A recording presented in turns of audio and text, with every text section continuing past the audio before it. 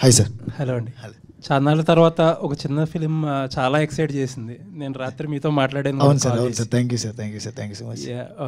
Firstly cinema first 1 అవర్లో వచ్చే nostalgic moments చాలా బాగా బ్లెండ్ చేశారు. ఇంటర్వెల్లో యాక్చువల్లీ ఆ సీక్వెన్స్, ఆ బ్రిడ్జ్ సీక్వెన్స్ కానీ, అక్కడ కొన్ని టెక్నికల్ పాయింట్స్ కానీ, కెమెరా వర్క్ కానీ చాలా బాగా చేశారు. అక్కడ మ్యూజిక్ కూడా బాగా చేసుకున్నారు. సెకండ్ హాఫ్లో కూడా సత్య దగ్గరికి వెళ్ళే సీన్స్ కానీ కొన్ని చాలా బాగా రాసుకున్నారు. ఫస్ట్ని చాలా చాలా ఎంజాయ్ చేసిన మూవీ చాన్నాళ్ళ తర్వాత. చాలా తక్కువ ఎక్స్పెక్టేషన్స్తో వెళ్ళినా సరే చాలా బాగా ఎంజాయ్ చేసాం. అండ్ ఇంకొకటి బాగా నచ్చింది నాకు పాయింట్ ఏంటంటే, యాక్చువల్ క్వశ్చన్లు అడగడం మానేసి నాకు ఏం నచ్చిందో చెప్తుంది. Thank you so much sir. Actually మాకు నచ్చుతుంది, నాకు ఇది చాలా అరుదు, సో ప్లీజ్ చెప్పండి. సో అంటే క్యాస్టిజం గురించి, రిజర్వేషన్స్ గురించి చాలా సెన్సిటివ్ పాయింట్స్. అండ్ ఏంటంటే చాలా యూజ్ చేసుకోవాలనుకుంటే చాలా యూజ్ చేసుకోగలిగిన పాయింట్స్. నాకు బాగా నచ్చింది ఏంటంటే ఎంతవరకు యూజ్ చేసుకోవాలో అంతవరకే యూజ్ చేసుకున్నారు.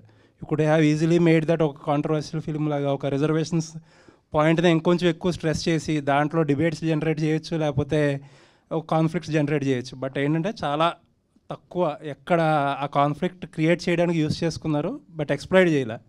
అది బాగా నచ్చింది. Thank you sir. Yeah. And Niharika గారు ఇందాక అన్నట్టు ఏంటంటే చాలామంది సెకండ్ హాఫ్ గురించి చెప్తున్నారు. సెకండ్ హాఫ్ మోస్ట్లీ నాకు చాలా వరకు నచ్చింది. చాలామందితో పాటు నా ఒపీనియన్ ఏంటంటే ఆ పాలిటిక్స్ బ్లాక్ ఉంది కదా, ఆ బ్లాక్ కాకుండా ఈ జాతర ఎక్కడైతే సత్యని కన్విన్స్ చేయడం, ఆ జాతర చేయడం అక్కడతో ఎండ్ చేసి ఉంటే సినిమా ఇంకా బాగుండేది, అంటే ఇంకా బెటర్ హై అయ్యేది అని అనిపించింది. దాని గురించి ఏం చెప్తారు? Going back if you have a chance. ఇప్పుడు ఎంతమంది ఇన్ని రకాలుగా చెప్తున్నారు కాబట్టి ఏమనిపించింది? అక్కడ ఏదైనా చేంజ్ చేసుకోగలిగి ఉండేవారా? లేదు సార్, యాక్చువల్లీ మేము దాని గురించి స్టాండ్ అయ్యే ఉన్నాం ఇప్పటికీ. ఎందుకంటే మొదటి కథ మొదలయ్యేది ఊరు జాతర గురించి, జాతర తర్వాత వచ్చే ఎలక్షన్స్ గురించి. మనం జాతర పూర్తి చేయకుండా ఎలక్షన్స్కి వెళ్ళలేమని ముందు నుంచి చెప్తూనే వచ్చాం సినిమాలో. బికాస్ ఆఫ్ హై మూమెంట్స్, ఆ క్యారెక్టర్కి, సుబ్బు అనే క్యారెక్టర్కి, సత్య అనే క్యారెక్టర్కి, ఫ్రెండ్షిప్కి మధ్యలో ఉన్న హై మూమెంట్స్ వల్ల అది ఒక ఆ మీటర్లో లిటిల్ డౌన్ అయింది. బట్ మాకు వస్తున్న రిపోర్ట్స్ ప్రకారం లోపల ఊళ్ళల్లో ఆ ఎలక్షన్స్ ఏవైతే ఉన్నాయో అందరూ కనెక్ట్ అవుతున్నారు. ఎందుకంటే రేపొద్దున ఎలక్షన్గా ఈరోజు చూసేవన్నీ కూడా మేము చూపించాం. సెటరికల్గా చూపించినా, నవ్వి చూపించినా, ఏం చూపించినా కానీ అరే మేము చూస్తున్న కదా, ఇది మా కథ అన్నట్టు ఫీల్ అవుతున్నారు అందరూ. సో ఎక్కడ కూడా దానికి రిగ్రెట్ ఏం ఫీల్ అవ్వట్లేదు సార్. ఇంకోటి ఈ రిజర్వేషన్ గురించో దీని గురించో మేడం క్లియర్గా చెప్పారు. అది మా పాయింట్ కదా. ఇంకొకటి డిబేట్స్ పెట్టాలన్న ఆలోచనలు లేవు. జెన్యున్గా ఒక సినిమా చేద్దాం, ఆ కాంట్రవర్సీ ద్వారా మనం జనాల్లోకి వెళ్దాము, దీని గురించి మాట్లాడేసుకుంటా జనాలు మన దగ్గర గురించి మాట్లాడేసుకుంటారు. అసలు అంటే అలాంటి ఫస్ట్ థింగ్ అలాంటిది నేరుగా గారికి మాకంటే చీప్ థాట్స్లో అనిపించినాయి. ఎప్పుడు మనం కుర్రోళ్ళని పెట్టుకుని ఆనందంగా అందంగా మనం ఎలా సినిమా తీసామో అలాగే వెళ్దాం అనుకున్నాం. సో అక్కడ మాకు ఎప్పుడు క్వశ్చన్ కూడా రేజ్ అవ్వలేదు. And people receiving it very positively. అది సార్. లేదండి, అంటే ఏంటంటే ఆ హై వచ్చాక మీరు అన్నట్టు ఏంటంటే కొద్దిగా టెంపో లూజ్ అయింది. అదర్వైజ్ మీరు స్క్రీన్ ప్లేలో వేరేగా చేస్తుంటే కూడా మేబీ ప్రాబ్లీ వర్క్ అయ్యాయి. నిహారిక గారు చెప్పండి సార్. నిహారిక గారు చాలా మంచి సినిమా తీశారు ప్రొడక్షన్లో. You should be very proud. Thank you so much. Your father కూడా. హోప్ఫుల్లీ ఏంటంటే నాన్ థియేట్రికల్ అండ్ థియేట్రికల్ కూడా మంచి డబ్బులు రావాలని చెప్పి, మీకు ఇలాంటి సినిమాలు ఇంకొంచెం ఎక్కువ చేయడానికి మోటివేషన్ రావాలి. మీ ఇలాంటి వాళ్ళని చూసి ఇంకొంత నలుగురు సినిమాలు తీయడానికి మోటివేట్ అవ్వాలని చెప్పి I'm hoping. Thank you so much. Anyways all the best అండి. I don't have any questions. We had talked enough. All the best. Congrats. అంటే సినిమా చూసిన తర్వాత ఒకటి అనిపించింది సార్. సార్ మీ రైటింగ్లో బ్యాలెన్స్ ఉంది, మీ మేకింగ్లో నిజాయితీ ఉంది. Thank you so much. ఎందుకంటే ఇన్ని క్యారెక్టర్స్ని ఎస్టాబ్లిష్ చేయటం అంటే మాకు ఒక్కొక్క సీన్లో ఒక్కొక్కరు హీరోలో కనిపించారు.